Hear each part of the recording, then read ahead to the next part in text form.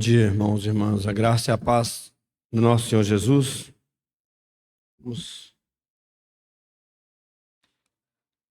Vamos voltar àquele versículo que temos meditado sobre eles em 1 Coríntios, capítulo 1.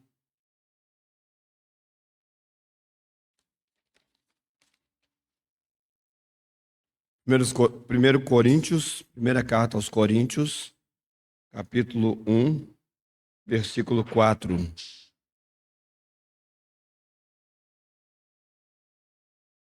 Sempre dou graças ao meu Deus por vós, pela graça de Deus que vos foi dada em Jesus Cristo.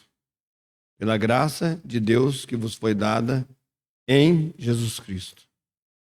Na semana passada, o esforço foi no sentido de nós entendermos que se Deus não fosse um Deus gracioso, né, de uma maneira bem resumida, né, se nós não pudéssemos contar com a graça de Deus, se nós tivéssemos apenas à nossa disposição ou diante de nós a lei, né, nós estaríamos liquidados. Seria o nosso fim, porque pela lei ninguém será salvo.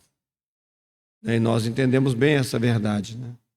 Então nós voltamos, nós meditamos sobre o momento em que a lei ela é dada, como aconteceu aquele momento, né? O momento de terror para a humanidade, né? Para os hebreus, o momento em que Deus ele desce numa nuvem espessa, em que quando Deus começa a falar e quando Deus vai entregar a lei ali através dos anjos, né, há um estado terrível de coisas. E nós vemos lá em Hebreus, né, que não é nesse lugar que nós chegamos, né, apesar de que a humanidade precisava da lei. A humanidade precisa conhecer os padrões de Deus e quem é Deus.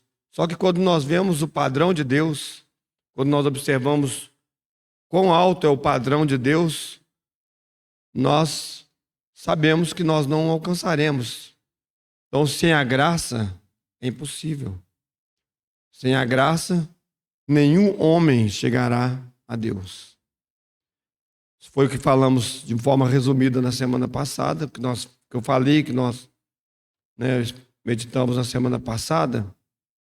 E hoje, dando prosseguimento, eu gostaria de voltar, e aí eu creio que o Espírito Santo nessa manhã já tem, de alguma maneira, falado o que eu pretendo falar, né, uma parte do que eu pretendo falar, e talvez seja importante a gente prestar atenção nisso, nesse ponto. Porque a graça de Deus, ela não é alguma coisa que nos foi dada, a graça de Deus é uma pessoa. A graça de Deus está em uma pessoa. O nosso Senhor Jesus, ele é a encarnação da graça de Deus. Quando o Senhor Jesus vem a esse mundo, né, para mostrar quem é Deus, como Deus age, o que Deus requer da humanidade, o tipo de ser humano que Deus deseja, que é a verdade de Deus, ele também traz com ele a graça de Deus para que a humanidade ela possa se aproximar de Deus. Então, eu gostaria de começar lendo alguns versículos que nós já conhecemos também bastante, para entrar nesse assunto. O nosso assunto de hoje vai ser a graça de Deus encarnada. E até comentei lá em casa essa semana, porque à medida que a gente vai estudando, lendo esse assunto, sobre esse assunto, né, o leque ele vai só aumentando. A gente precisa ter um cuidado aqui, porque senão a gente não consegue,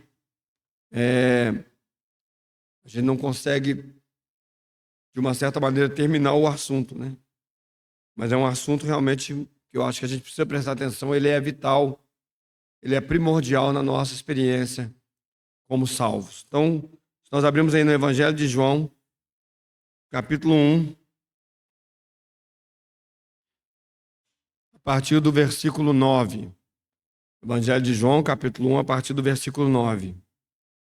João, testemunhando a respeito de João Batista e depois testemunhando a respeito de Cristo. Então ele fala sobre João Batista, mas depois ele diz o seguinte: ali, Cristo, em Cristo, ali estava a luz verdadeira, que alumia a todo homem que vem ao mundo. Estava no mundo, e o mundo foi feito por ele, e o mundo não o conheceu. Veio para o que era seu, e os seus não o receberam. Mas a todos quantos o receberam, deu-lhes o poder de serem feitos filhos de Deus, aos que creem no seu nome, os quais não nasceram do sangue, nem da vontade da carne, nem da vontade do varão, mas de Deus. Versículo 14. E o Verbo se fez carne e habitou entre nós. E vimos a sua glória, como a glória do unigênito do Pai, cheio de graça e de verdade. Cheio de graça e de verdade. Essa expressão, ou isso que é falado aqui em João, os irmãos abrirem aí no Salmo número 85.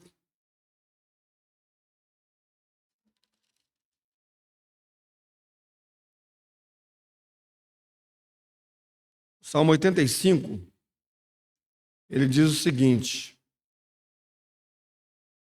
abençoaste, Senhor, a tua terra, fizeste regressar os cativos de Jacó, perdoaste a iniquidade do teu povo, cobriste todos os seus pecados. Fizeste cessar toda a tua indignação, desviaste-te do ardor da tua ira.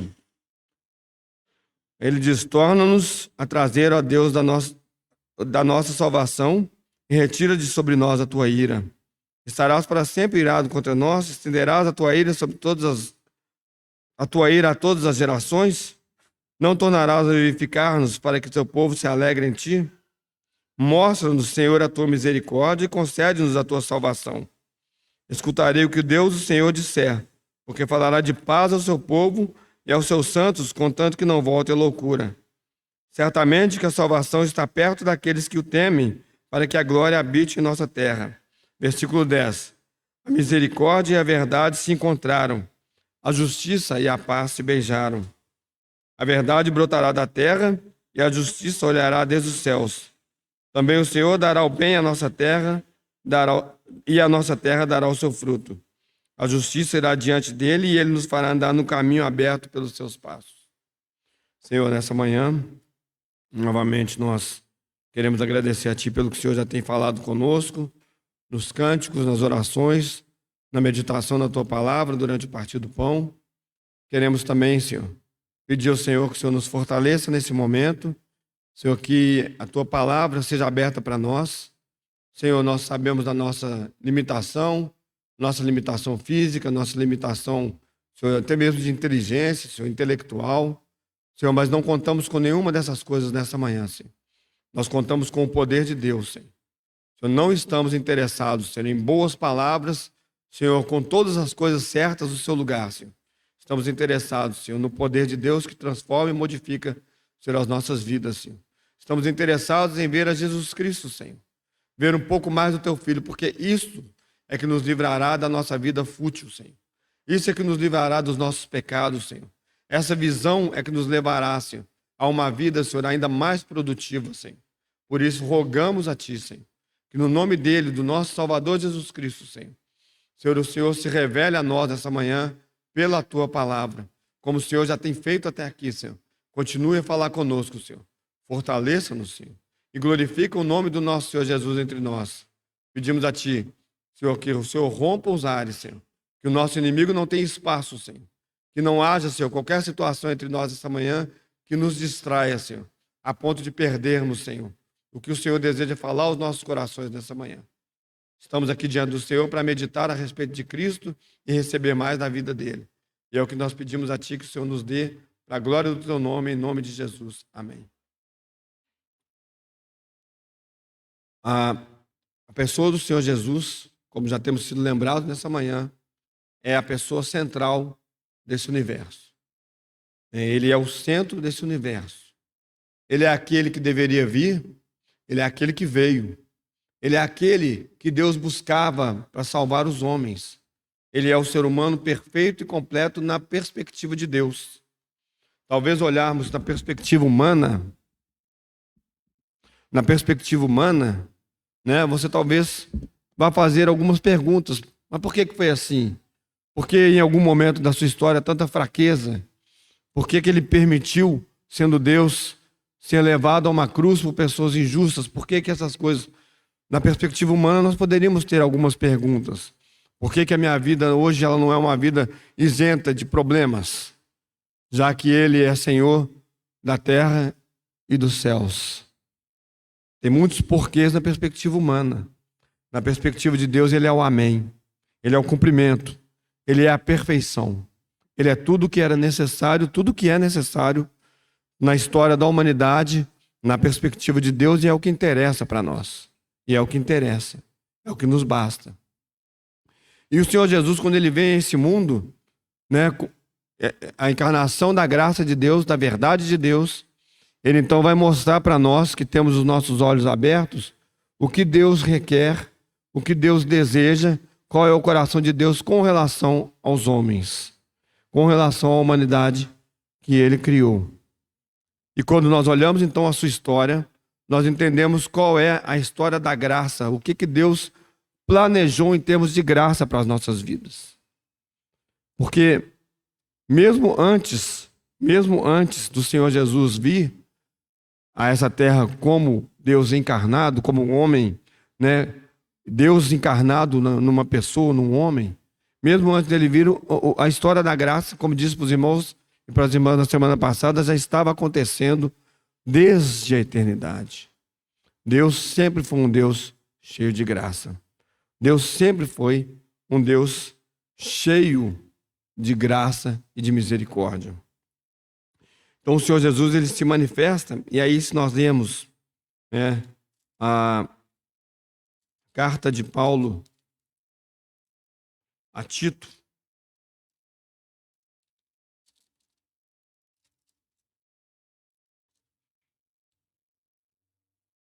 no versículo 11 do capítulo 2,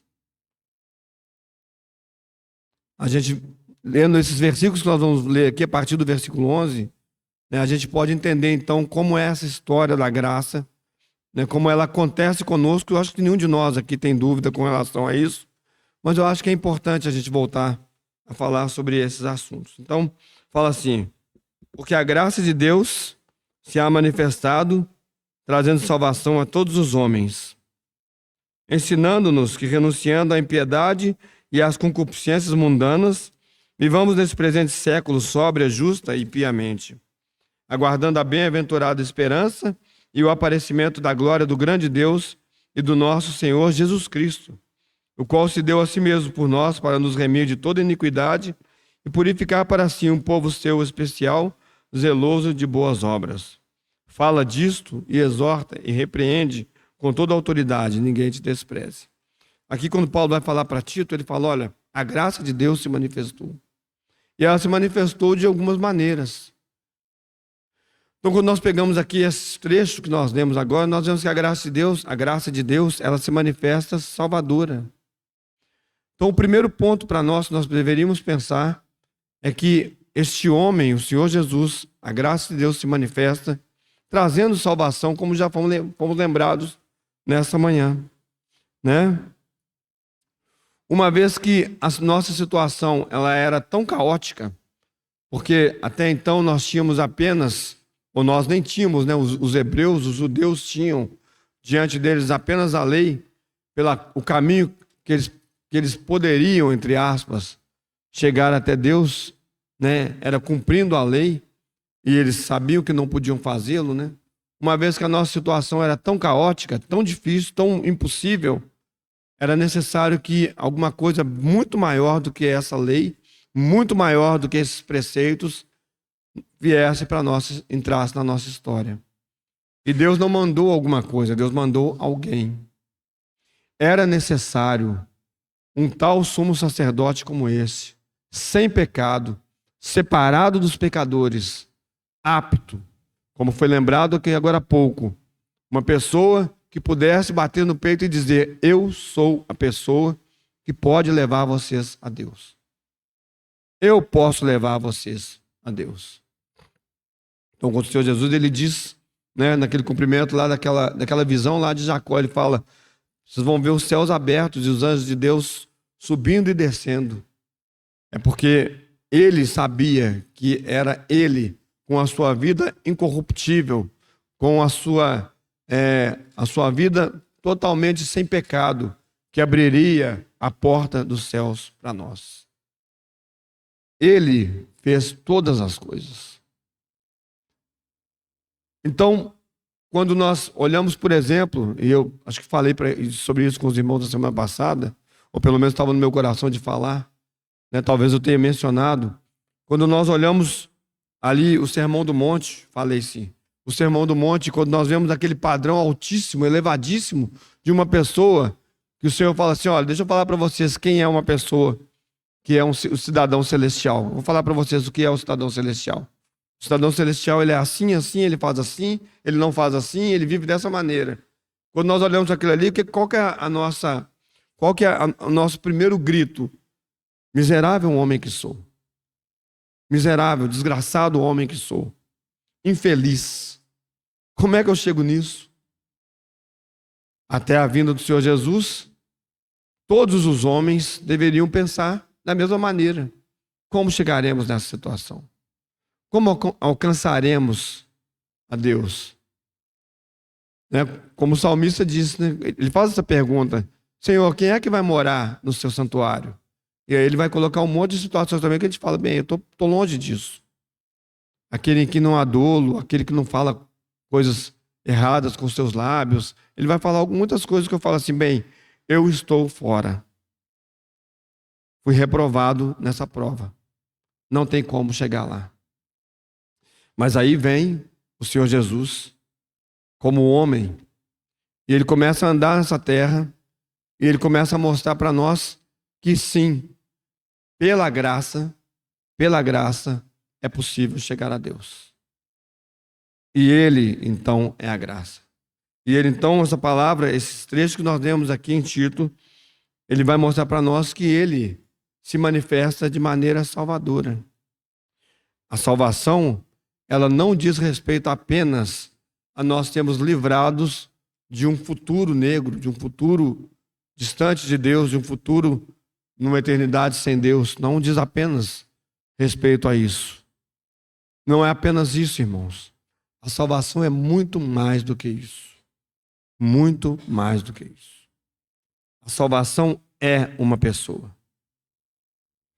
Quando nós olhamos para o Senhor Jesus, nós vemos o que Deus deseja fazer conosco. Alguém pode pensar: você está indo longe demais. O Senhor Jesus, ele é ímpar. Não tem como ninguém viver como ele. É verdade que o Senhor Jesus, ele não se compara a ninguém, a nenhum de nós. A nenhum de nós. Ele é Deus. Não há comparação. Mas, irmãos e irmãs, o Senhor Jesus viveu nessa terra como homem, testemunhando do poder de Deus sobre o homem. O Senhor Jesus, enquanto esteve nessa terra, ele viveu em total dependência a Deus. E é como nós devemos viver também. Eu não vou dizer para os irmãos, não me atrevo a dizer que nós, a partir de hoje, né, haverá uma mudança na nossa mente e nós nunca mais pecaremos. Não é isso. Nós não somos o Cordeiro Imaculado de Deus. Nós não somos como o Senhor Jesus nessa plenitude ainda. João diz: nós seremos como ele é. Ainda não somos. Mas eu digo para os irmãos, a graça de Deus também se manifesta para que a nossa vida seja muito mais elevada do que é. Falo com respeito a mim, não falo com respeito aos irmãos.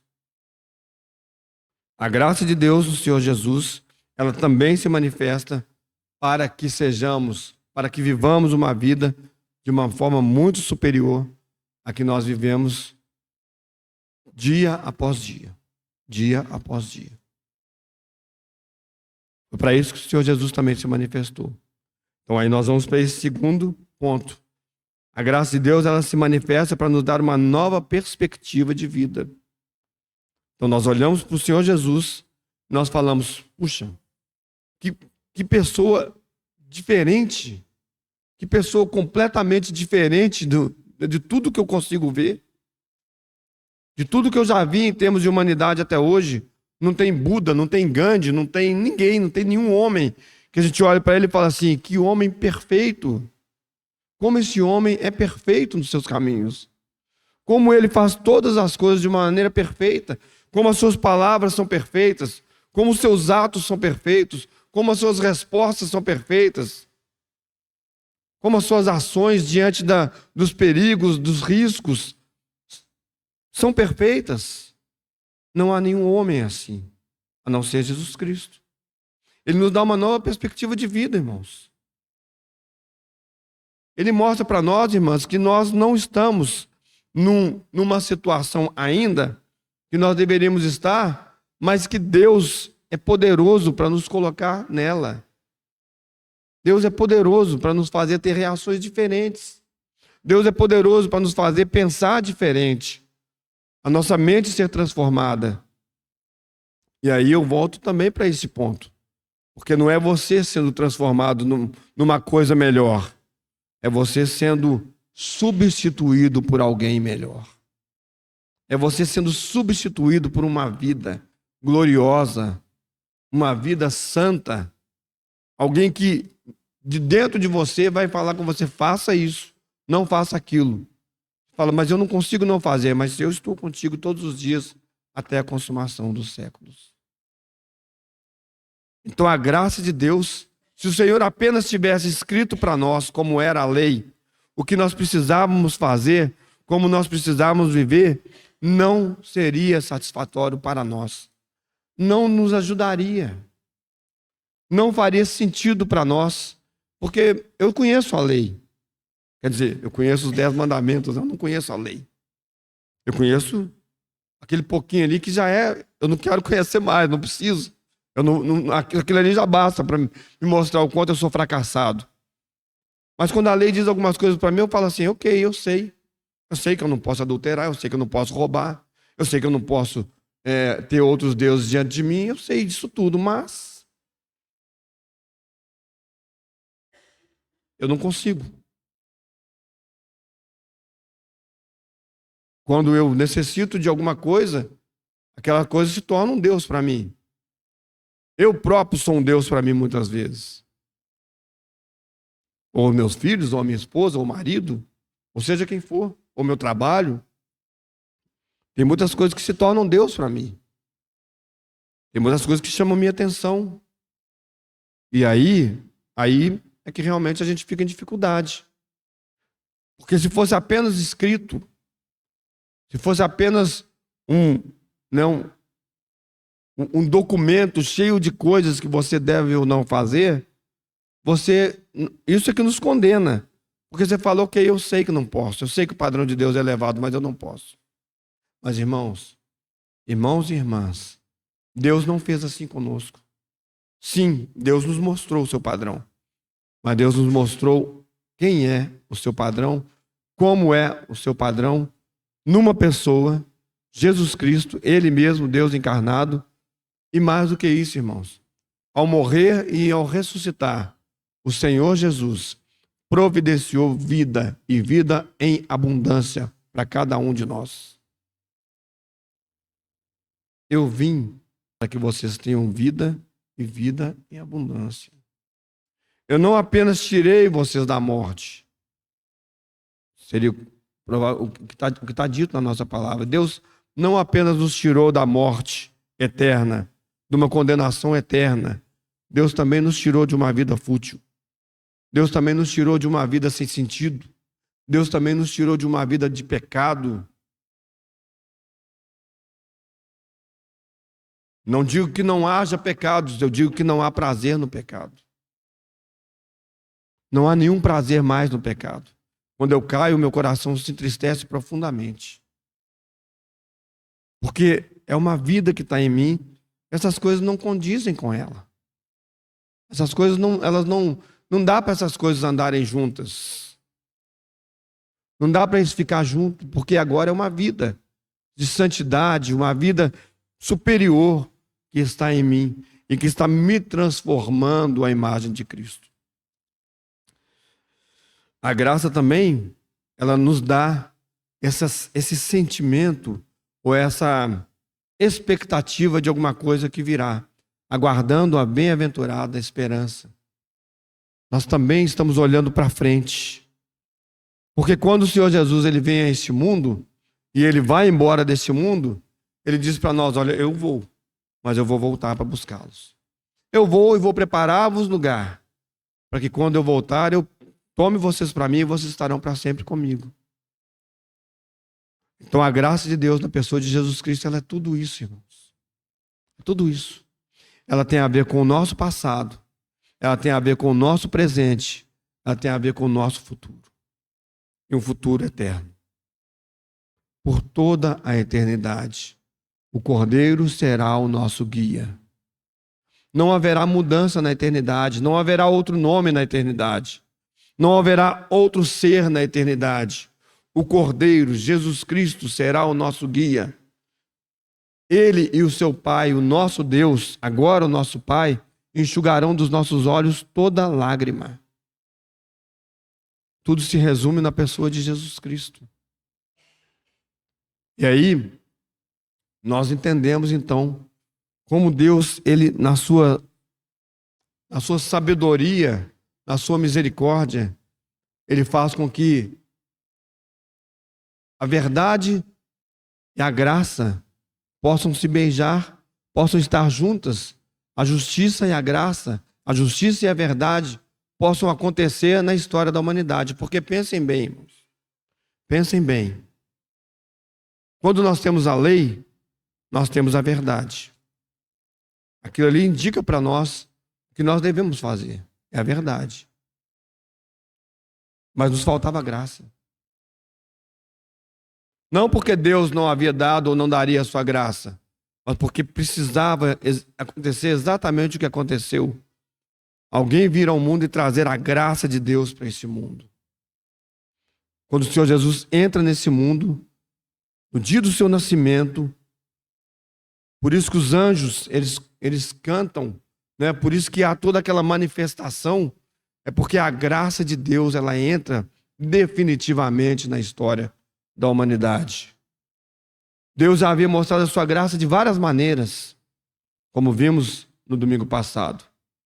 Mas agora, irmãos e irmãs, a graça de Deus, ela entra numa pessoa nesse universo, nesse mundo, nesse nosso planeta,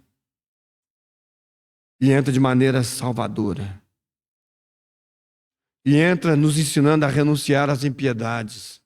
E entra nos mostrando que nós devemos aguardar o retorno do Senhor Jesus, porque esta é a nossa nova história. Esta é a nossa nova história. Uma vida totalmente transformada, com um futuro glorioso à nossa frente, à nossa disposição. Com uma fonte inesgotável de graça e de poder à nossa disposição. Que os irmãos, eu insisto nesse ponto, que os irmãos e as irmãs não confundam. Eu não estou dizendo aqui, eu quero insistir nesse ponto apenas porque temos sido enganados tantas vezes a respeito da graça. Temos sido enganados muitas vezes pelo diabo, trazendo situações para nós que Deus não nos disse. Muitas vezes nós achamos que como novos convertidos isso ficou bom, como pessoas nascidas de novo, nós deveríamos andar nessa terra, né, sem tocar o solo. Né? Não haveria mais problemas, não haveria mais pecados, não haveria mais nenhuma outra situação que nos atordoaria. Então, quando nós temos problema, ou quando nós cometemos pecado, nós achamos que agora a graça de Deus saiu de sobre nós. Eu não consigo enxergar esse tipo de coisa na palavra de Deus. A graça de Deus foi nos dada exatamente porque nós precisamos da graça de Deus. Nós precisamos dela. Todos os dias das nossas vidas. Para não pecar.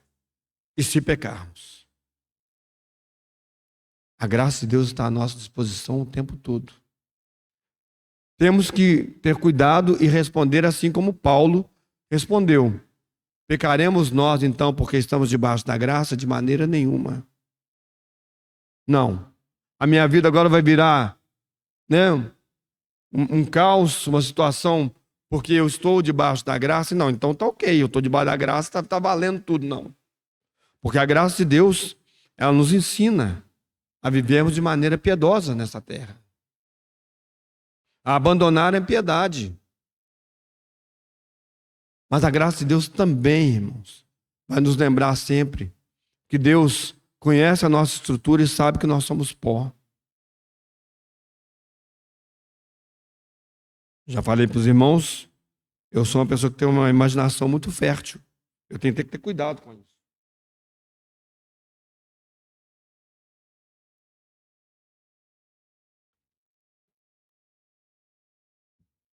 Mas é bom. É bom às vezes a gente pensar em algumas coisas. Mas a história dos discípulos do Senhor Jesus, ali andando com o Senhor Jesus, deve ter sido muito, deve não, foi muito interessante, com certeza. Eu não sei como é que vai ser no céu, ou não sei como será na eternidade, né? Mas se for da maneira que eu penso, né?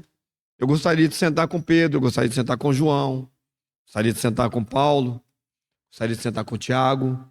Eu gostaria que eles me contassem as coisas que aconteceram, né? Se é que vai ser dessa maneira, irmãos. Não sei como é que vai ser. Porque eu fico imaginando, às vezes, a paciência do Senhor Jesus para essas pessoas. Então, quando Pedro, né, ele dá, né, fala aquelas coisas que nós conhecemos, quando João, né, e André, eles falam, Senhor, então, vamos fazer descer fogo do céu aí e queimar essas pessoas, né? Quando eles discutiam entre eles para ver quem é que era maior, né, naquele caminhar ali com o Senhor Jesus, aquelas situações acontecendo, né? Eu fico tentando imaginar o mestre, né? Porque o Senhor, sabendo de todas as coisas, né? Sabendo o que é importante, o que não é importante, sabendo as respostas para todas as coisas, né? A sua paciência para ensinar aqueles homens. Mas isso é que é a graça de Deus, irmãos. Porque não é diferente conosco. Algumas vezes eu me pego pensando em algumas coisas, ou me pego, né, lamentando algumas coisas, que eu penso, puxa vida, se o Senhor Jesus tivesse alguma coisa para me dizer, e Ele tem, né? E geralmente nesse momento é Ele já que está me falando, né? O Espírito Santo já está nos lembrando. Assim, quanta vergonha. Como é que eu pude pensar que Deus, Ele deixou a minha história, Ele saiu da minha história nesse exato momento da minha vida e me deixou entrar numa situação de doença, de falta, de necessidade. Como é que Deus, né? E não é incomum isso acontecer na minha vida, não, irmãos. Muitas vezes eu tenho que cair na real e falar, Senhor, né? E eu creio que, acordado pelo Espírito Santo, a Senhor me perdoa. Perdoa, Senhor, isso que eu acabei de pensar, isso que eu acabei de olhar, isso que eu acabei de fazer, não era conveniente. Isso não me trouxe para uma situação mais próxima do Senhor. E às vezes o que nós pensamos é que Deus vai pegar lá né, o chicotinho, né? E vai descer nas nossas costas, né? E muitas vezes não é isso que acontece. Algumas vezes sim, nós somos disciplinados, irmãos, pelo Espírito Santo. Algumas vezes o Senhor fala conosco e nós somos levados ao quebrantamento e falar, Senhor, tem misericórdia. Mas muitas dessas vezes em que nós somos levados ao quebrantamento, não é porque Deus nos bate, que Deus nos dá uma surra, mas é porque Deus nos mostra a sua graça de uma tal maneira que Ele fala, olha, eu sei o que você é. Eu sei quem você é. Eu conheço o seu coração, Senhor. Eu sei o que você é capaz de fazer. Eu não te salvei enganado. Você não me passou a perna, você não me mostrou alguma coisa e escondeu outras. Eu sei de toda a sua vida. E eu sei como será o fim da sua vida também. E aí, irmãos, a graça de Deus, o Senhor Jesus, ali com seus discípulos e conosco, Ele vai nos ensinar um caminho muito melhor, que é Ele próprio. Ele próprio é o caminho. Ele próprio é a verdade. Ele próprio é a graça. Então a graça se manifestou. E quando João vai dar testemunho do Senhor Jesus, ele fala: e nós vimos graça e verdade. Nós vimos que aquele homem era íntegro, completamente íntegro nos seus atos, nas suas palavras, nos seus pensamentos. Nunca houve qualquer situação que a gente pudesse falar assim: opa, acho que talvez não seja plenamente confiável, não.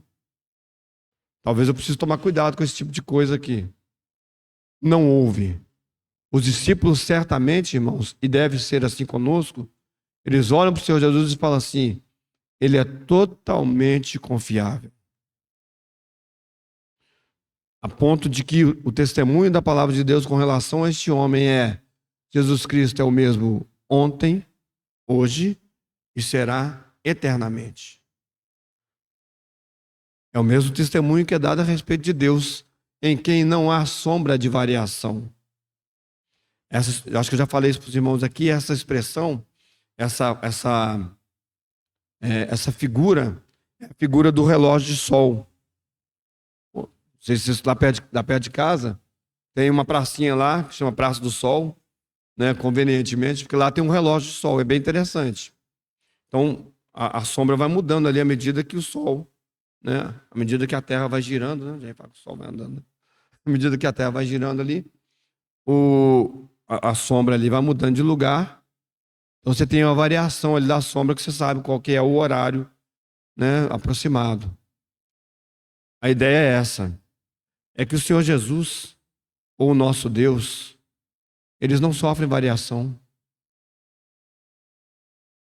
O Senhor Jesus, do momento em que ele aparece nessa terra, ou vamos levar um pouquinho mais para frente, quando ele começa a se tornar conhecido, já no seu ministério, né, naquele ministério de 3 anos e meio, 3 anos e pouco ali, aqueles que andaram com o Senhor Jesus, eles puderam testemunhar que o Senhor Jesus nunca agiu de maneira dúbia.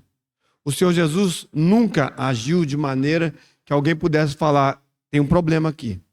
Ontem ele fez assim, hoje ele está fazendo desse jeito. Parece que quando os fariseus chegam, ele muda um pouquinho, né, a atitude dele, porque não. Os discípulos do Senhor Jesus davam testemunho e podem dar testemunho de que ali havia a verdade de Deus. A verdade estava encarnada. Mas além disso, mais do que isso, a graça também. Porque pense nisso, é esmagador para nós. É esmagador.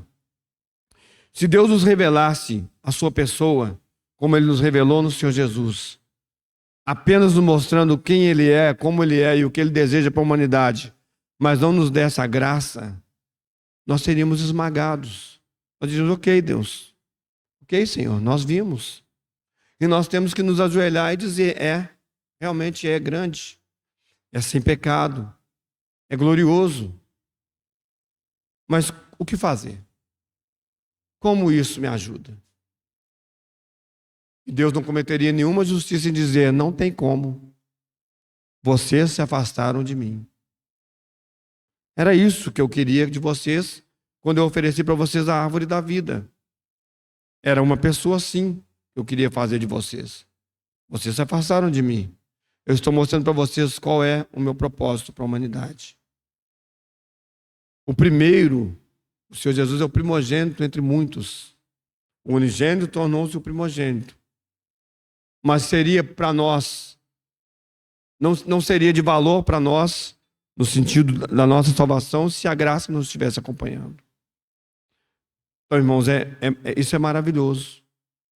Porque o Senhor Jesus, no tempo em que ele anda com os seus discípulos, ele vai revelando a verdade de Deus, mas vai revelando a graça de Deus. Vai revelando a graça de Deus. Aqueles 12 homens, e todos eles, inclusive Judas, eles têm que testemunhar que Jesus Cristo é um homem diferenciado. Aliás, não apenas diferenciado, exclusivo, alguém que não tem igual. Alguém que é acima de qualquer, porque quando fala diferenciado parece que tem comparação, mas ele é acima de qualquer comparação. A ponto de Nicodemos, ele provavelmente observando os passos do Senhor Jesus, ou melhor, com certeza, né? Porque ele fala os sinais que o Senhor faz. O mestre em Israel, ele tem que procurar o Senhor Jesus e falar: Senhor, mestre, nós sabemos que o Senhor vem de Deus, porque os sinais que o Senhor faz, né? O mestre, uma pessoa que era do mais alto nível religioso ali em Israel, ele tem que procurar o Senhor Jesus e falar: não tem ninguém igual ao Senhor. Eu estou aqui para tentar ver como é que pode chegar nisso. Como é que é isso? Me explica aí, o que está acontecendo? O Senhor é elevado, o Senhor é maior do que nós. Porque quando Nicodemos procura o Senhor, eu creio que é isso que estava no coração dele, irmãos. Eu não estou entendendo. Eu sei a lei. Muito provavelmente, ele já estava sendo ali trabalhado de alguma maneira. Não sei o que aconteceu com Nicodemos depois. Mas ali havia uma pressão dentro da sua mente, dentro do seu coração, com relação a alguém que era muito superior a tudo que ele já tinha visto até agora. E ele convivia com aqueles rabinos, ele convivia com aqueles mestres, ele convivia com aquelas pessoas, era um deles. Da mesma maneira, do outro lado, nós temos a mulher samaritana, que tem os seus preconceitos, porque ela é uma pessoa que ela é destituída de qualquer tipo de dignidade humana pela sua própria vida. E quando ela se encontra com o Senhor Jesus, ela começa a conversar com o Senhor Jesus como se ele fosse um judeu comum. Ela entende que ele é um judeu, que ele é uma pessoa comum, entre aspas. Só que quando ela começa a conversar com o Senhor, ela fala assim: uai, essa pessoa que está falando comigo aqui é um judeu. Mas ele não fala comigo como um judeu. É muito superior, é muito maior o que ele está propondo para mim. E aí, irmãos, também aquela mulher, ela é capturada pela verdade e pela graça.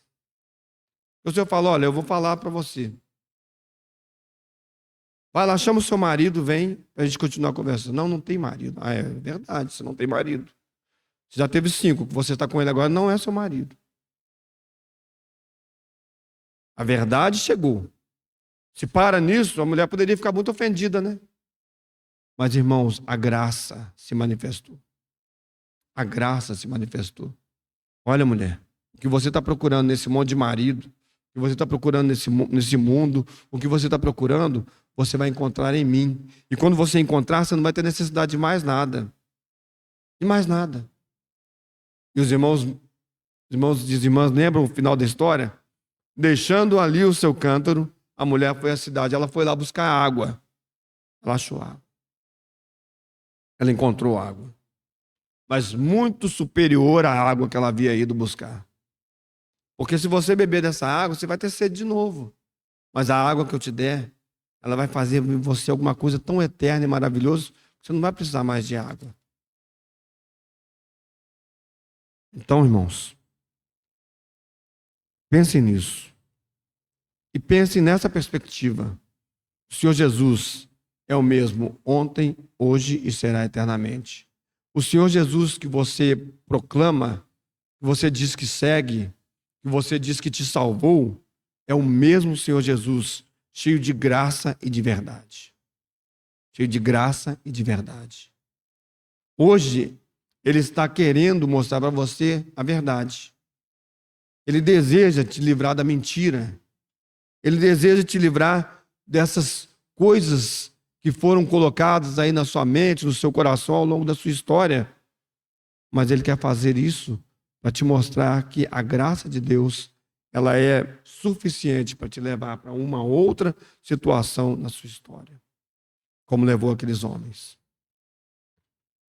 E aí eu queria, né, que a gente gastasse esses 10 minutinhos que faltam apenas para a gente meditar sobre uma situação Acho que falei bastante aqui, eu acho que já dá para pensar nisso, mas assim, é como que. O Pablo falou sobre isso agora mais cedo. Como que essa pessoa do Senhor Jesus, a graça de Deus encarnada, como que ele foi testado e aprovado em todos os âmbitos da sua existência terrena. Quando os irmãos entenderem, então quando o Senhor ele estipula, né, ele coloca essa prerrogativa para que o cordeiro, para que o animal fosse aceito, esse animal não podia ser qualquer, né? Pablo lembrou isso agora mesmo aqui. Não podia ser qualquer animal. Além dele ter a idade necessária, ele não podia ter qualquer tipo de problema.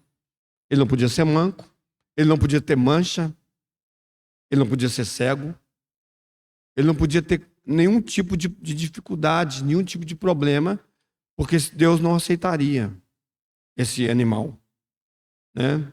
Então, quando esse animal era trazido, havia ali um grupo de pessoas que pegavam aquele animal, né? E eles começavam a olhar ali, e eles arredavam a lã para cá, e eles pegavam, e eles olhavam, e eles passavam a mão, e fazia todo aquele, para saber, não, esse animal aqui, ele pode ser sacrificado. Aí chegavam lá e falavam, como é que você tem coragem de trazer um bicho desse para ser sacrificado, meu filho? O bicho está mancando aí, ó, está com a perna quebrada, está cego. Como é que você... Não, leva isso embora, Deus não vai aceitar isso. E aí, irmãos, o Senhor Jesus, ele passa por todas as esferas de apreciação para ele também ser aceito, ou para que esse sacrifício fosse aceito por Deus. Então, se os irmãos puderem acompanhar aí rapidamente alguns pensamentos, não vou pegar tudo aqui, mas se os irmãos abrirem, por exemplo, em Hebreus capítulo 4, versículo 15,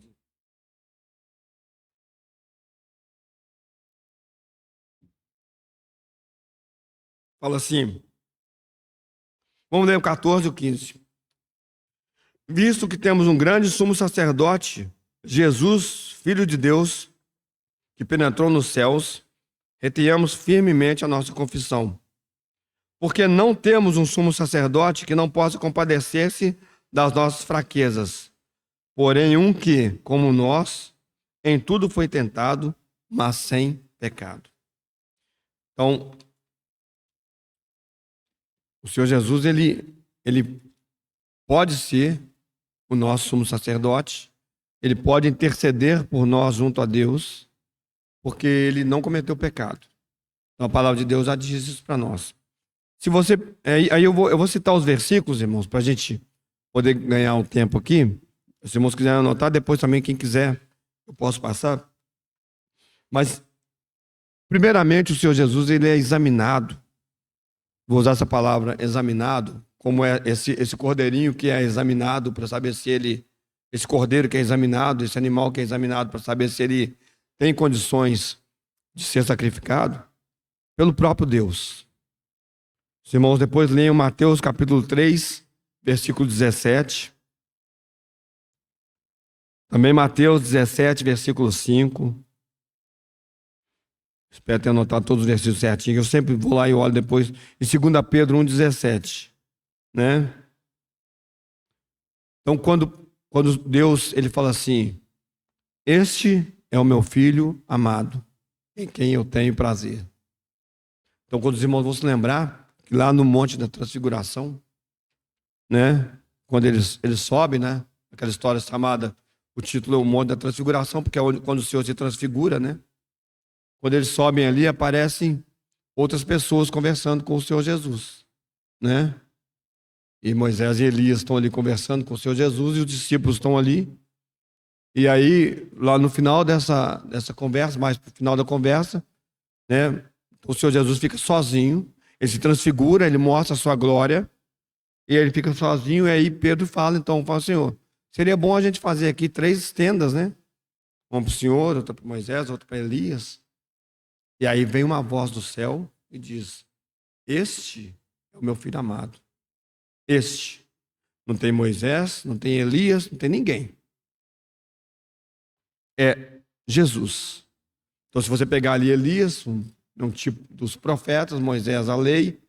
Então, a lei e os profetas, nós vamos ter o cumprimento na pessoa bendita do nosso Senhor Jesus. O próprio Deus, depois, quando o Senhor Jesus sai das águas no batismo, em vários momentos, em alguns momentos, o Senhor Jesus, ele recebe a aprovação do próprio Deus. Deus olha para ele e fala: você está apto. Não tem mancha, não tem cegueira, não é manco, não tem problema nenhum. Está tudo certo. Mas o Senhor Jesus também, ele passa quando ele é examinado pelo mundo espiritual. Então, quando os irmãos depois leiam ali Mateus capítulo 4, versículos 1 até o versículo 11, na tentação do Senhor Jesus, eu acho, irmãos, com certeza é um teste ali, né, alguma coisa que o Senhor Jesus precisava passar, né? Mas ali também o mundo espiritual, ele também examina o Senhor Jesus e ele não consegue achar nenhum tipo de problema, de erro, de dificuldade na pessoa do Senhor Jesus. Ali também o Senhor Jesus estava sendo examinado. E os anjos e as potestades, eles também não conseguem achar uma brecha, eles não conseguem achar um caminho para dizer: opa, pegamos. Conseguimos, achamos um espaço na vida desse homem que a gente pode falar assim: ele não é confiável. Se acontecesse isso, nós estaríamos perdidos, nós sabemos disso. Então o Senhor Jesus também passa por esse exame de maneira perfeita e sem problemas. O Senhor Jesus é examinado pelo povo. Pablo trouxe hoje para nós aqui a entrada do Senhor ali em Jerusalém, naquela entrada triunfal, né? Ali também existe o testemunho do povo com relação a este homem. Hosana, bendito o que vem em nome do Senhor. Ali o povo olha para o Senhor Jesus e fala assim: é ele. Embora eles, na sua confusão, logo depois, né, as multidões se unam para crucificar o Senhor. Mas ali, irmãos, ali há um exame e ali há uma aprovação também sobre o nosso Senhor Jesus. Tudo o que ele estava fazendo, a maneira como ele estava vivendo, o que ele estava falando, era tudo perfeito. Alguém ali no meio poderia talvez levantar a mão e falar: opa, eu vi um negócio aqui ontem, né? Esse homem que vocês estão adorando aí, ontem eu vi um negócio aqui que, né, não sei se a gente pode falar dessa maneira aí. Ele não pode ser esse cumprimento, né? Ninguém poderia fazer isso. Todos têm que se abaixar, se prostrar e dizer: salva-nos, Senhor. Bendito o que vem em nome do Senhor. Ele é o bendito, ele é perfeito. Nós estamos olhando aqui, nós não conseguimos achar nenhum defeito nele. Nenhum defeito. Hoje, na nossa experiência, às vezes nós somos tentados a achar algum defeito no Senhor. Como? Quando você fala assim: Senhor, não era para eu estar passando por isso. Isso não devia ter acontecido comigo.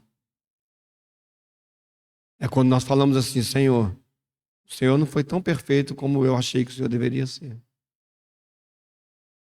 Seus pensamentos não foram pensamentos tão bons pensamentos com relação a mim como deveriam ser.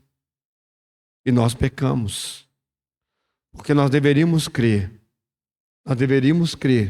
que todas as coisas, todas elas, estão debaixo da autoridade e do poder do nosso Senhor.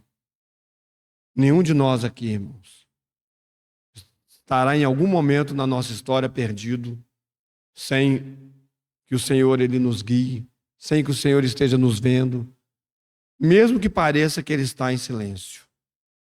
E às vezes, por longos períodos, parece que o Senhor está em silêncio com relação a algumas situações da nossa vida.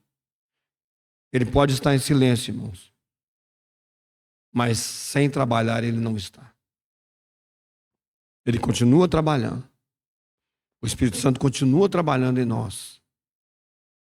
E o Senhor é aprovado também por aquelas pessoas. O Senhor Jesus, ele também foi examinado pelas autoridades. Pois os irmãos leiam João, capítulo 18, versículo 38, e João, capítulo 19, versículo 4. Pilatos vai conversar com o Senhor Jesus, e ele sai e fala assim: eu não vejo nenhum problema nesse homem. Não estou vendo nada, não estou vendo. Não tem porquê matar esse homem. Eu não estou vendo nenhum problema aqui. Qual que é o problema? E a resposta é: crucifica-o. Nós também não estamos vendo nada não, mas é demais para nós. Só crucifica. O Senhor Jesus também esteve diante das autoridades. E ele também foi examinado pelas autoridades e ele foi encontrado justo. Ele foi encontrado reto, íntegro. Não tinha ninguém que podia abrir a boca. Irmãos, vamos lembrar que quando o Senhor Jesus estava ali naquele julgamento, eles traziam um monte de gente. E a palavra de Deus diz que ninguém conseguia trazer alguma coisa que fosse aceito. Até que aparecem duas pessoas e falam assim: nós vimos ele falar que ele, se derrubar o templo, ele vai reconstruir o templo em 3 dias. Pegaram, distorceram a palavra do Senhor, não entenderam, e aí eles pegam nisso. Não, então tem que morrer. Mas só porque ele falou isso, tem que morrer. Esse templo aqui foi 46 anos para ser construído, ele vai destruir o templo. É um mentiroso. Irmãos, ninguém tem acusação contra o Filho de Deus. Se tivesse uma, ele não teria ressuscitado. Se tivesse um problema, o Senhor Jesus não teria saído da morte. O Senhor Jesus não seria o meu e o seu Salvador. Se tivesse uma manchinha, ele não serviria para ser o nosso Salvador. Porque os olhos que estão por trás de todas essas coisas são os olhos de Deus. Deus permite que o seu filho seja levado na frente de todo mundo e falar: se alguém aí tem alguma coisa para falar com relação a ele, fala então. Ou então se cale para sempre. Fala alguma coisa, me mostra algum problema aí. Não tem nenhum. E por fim, irmãos, nem mesmo a morte.